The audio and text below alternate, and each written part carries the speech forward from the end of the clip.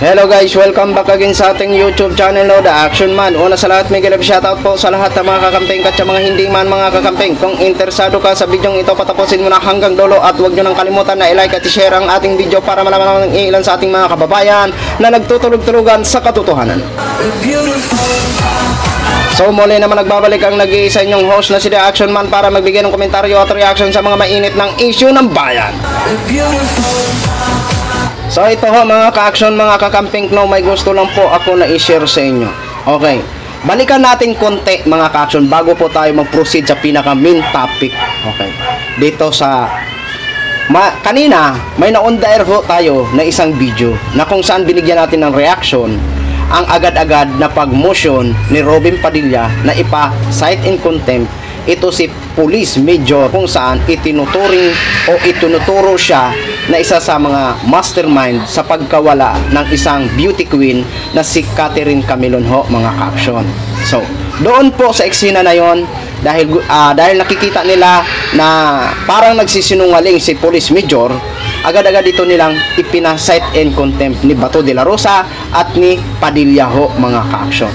Okay, proceed po tayo dito sa naging sa pag-walk out ni Senate Rapi Tulfo sa isang hearing din na kung saan may gusto ipa-cite in contempt si Rapi Tulfo sa dalawang pulis. Pinapipili ang abogado ng Napolcom kung sino ang ipa-cite in contempt kasi hindi nga ho nagtutugma ang pagpapaliwanag ng dalawang pulis na iniimbestigahan sa nasabing hearing. Nandun din si Robin Padilla at si Bato de la Rosa na tumatayong chairperson sa nasabing hearing. Okay.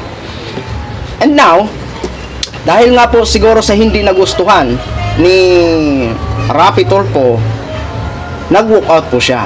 Kaya sabi niya, I'm sorry, hindi ko kaya to. Mag-walk out na ako. Oh, di ba? Nag-walk out. And then, after mag-walk out, nagsabi dito si Bato de la Rosa na hindi niya matanggap na parang malaking insulto sa kanya ang alisan siya ng kanyang kasama sa nasabing hearing. Okay. Ayon pa kay Bato de la Rosa, hindi katanggap-tanggap ang ginawa ni Rapi Tulfo. At sabi niya, hindi daw niya matanggap na parang mumurahin ang mga pulis, mga ka-action, mga ka-action. Nasabi niya po yun. Na-on-the-air po natin yung kahapon. Ang buong video ho, mga ka-action. Okay. At may mga sinabi pa siya doon na kung ano-ano. Pero ito naman mga ka-action, may isa naman siyang pagpapaliwanag.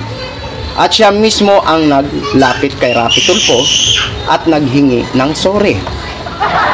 Diba? Kasi para sa kanya, pangit naman daw tingnan na magkakasama sila sa Senado at araw-araw magkikita, pangit naman daw tingnan na hindi sila magtitinginan diretso. Wala naman daw mawawala sa kanya kung magpakumbaba siya. Wala po talaga Senate Bato de la Rosa. Yan po.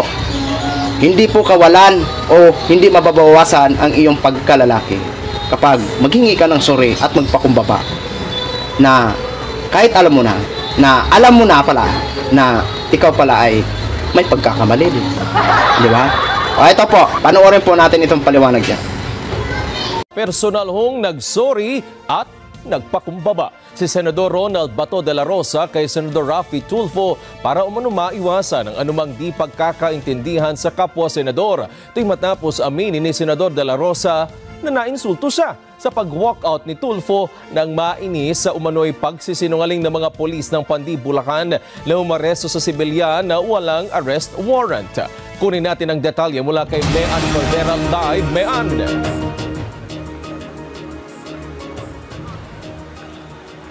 Wedge, walang balak si Senador Ronald Bato de la Rosa na baguhin ang proseso ng kanyang ginagawang mga committee hearings. Yan ay kahit nag-walkout kahapon si Senador Rapi Tulfo dahil nainis ito sa umano'y malamyang pagtrato ni de la Rosa sa mga nagsisinungaling na resource person sa mga investigasyon. Hindi ko matiis. Nakikita ko na parang itong mga pulis pinagluloko. I'm sorry, I have to walk out. Hindi ko kaya to. May mawawala ba? May mawawala ba sa akin kung magpapakumbaba ako? Matapos amining na insulto sa pag-walkout ni Senador Raffy Tulfo sa pagdinig ng Senado kahapon, sinabi ni Senador Ronald Bato de la Rosa na nagkaayos na sila ng kapwa senador. Sabi ni de la Rosa, siya ang personal na lumapit at nagsorry kay Tulfo. Ayaw kong mag-aaway kami. As I've said, kaya ako nag-reach out sa kanya, ako pa nag-sorry, dahil nga 24 lang kami senador dito, magkikita kami araw-araw, hindi maganda na merong bad blood between us, kaya nag-reach out ako. Hindi maganda yung hindi tayo nagkakatinginan ng eye to eye. Ipiniliwanag anya ni Tulfo na nag-walkout ito dahil nagalit sa mga pulis na nagsisinungaling sa mga investigasyon. Nauna nang sinabi ni Tulfo na binibaby umano ang mga pulis kahit malinaw na nagsisinungaling sa pagdinig. Ang tinutukoy ng senador ay mga tauhan ng Pandibulacan PNP na nagsilbi at umaresto sa isang sibilyan na si Rodelio Vicente gayong walang anumang kaso o warrant of arrest laban dito. Depensa naman ni De La Rosa, hindi niya kinukonsinte ang mga pulis. Katunayan, kung pagbabatayan anyang records ng Senado, siya ang nagpataw ng maraming contempt at nagpakulong sa mga pulis dahil sa pag-iwas na sumagot at pagsisinungaling sa mga isyong iniimbestigahan ng kanyang komite. Pero sana raw hindi na nag-walkout si Tulfo at kinausap na lamang siya para masuspende ang hearing. Ako nag-approach mismo. At ako ang humingi ng paumanhin. Nag-sorry ako na, sorry kung hindi mo nagustuhan yung pagpapatakbo ko sa committee hearing natin. Sana, huwag ka magtampo kagad.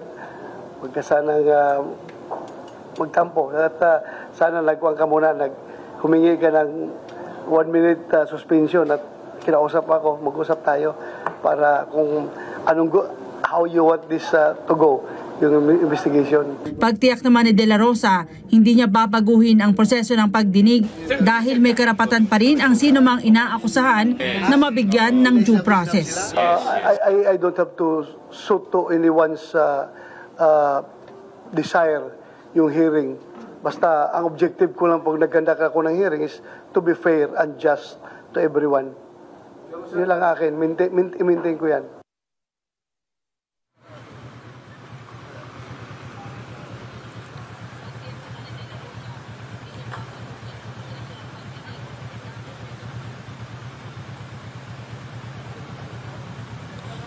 Well, sa isang statement, sinabi ni Senator Raffy Tulfo na nagpapasalamat siya kay De La Rosa pero hindi naman siya nanghingi ng sorry. Samantala ngayon ang huling araw ng sesyon para sa isang buwang bakasyon ng mga senador at kongresista.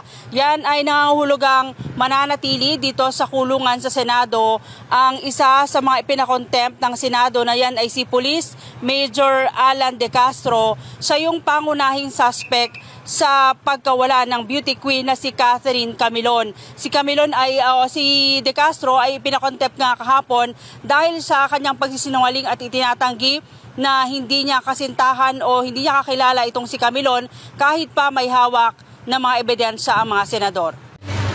So yun na ho mga ka-action, mga kakamping no, napakinggan na po natin ang kanyang pag-sorry. Diba? Pero alam mo Senate Bato de la Rosa, alam mo naman sa nasabing hearing na hindi nga nagtugma ang mga salaysay ng dalawang pulis. Gusto lang naman sana ni Raffy Tulfo na ipa-cite in contempt ang isa sa kanila para magsabi ng katotohanan. Diba yan din ang ginawa mo sa case ng nawawalang beauty queen? Ipina-set in contempt nyo agad. Pero dyan, sa hearing na yan, halatang halata naman dahil nga sa hindi magtugma ang pagpapaliwanag ng dalawang pulis, halata naman talaga dyan na isa sa kanila ay nagsisinungaling. Diba?